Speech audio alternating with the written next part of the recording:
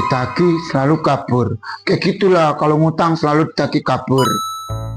Udin, kayak mana lah kau ini jualan? Tadi kan ku suruh cucuku belanjanya cuma 15.000, kau balik 5.000. Uangnya ke 50.000, 30.000 lagi kemana? Apanya Pak?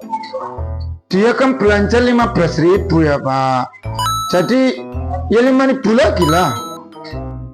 Kau mentang-mentang anak kecil yang belanja ya. Orang berapa ngutang 30.000 kok. Oh, mana ada kayak gitu kalau langsung potong utang aku yang kemarin itu. Mana boleh kayak gitu. Gak sopan kali loh. Mama lo aja gak sanggup itu potong-potong. Kau potong sendiri. Aneh ya, dipakai utang. Oh, gak bisa. Kau harus balikin duit aku. Jangan mau balik fitinya. Jangan kamu kan bayi lah itu dok. Kecil itu nyo.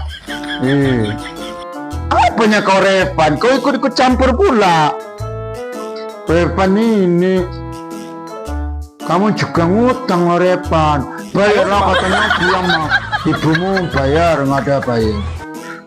Di nelayan tolong utang dan minta ayo jadi kabur. Mampus kau kan tadi utang kau. Ditagih selalu kabur. Kayak gitulah kalau ngutang selalu ditagih kabur. Kalau ada duit nanti belanja sebelah. Bapak kayak gitu juga.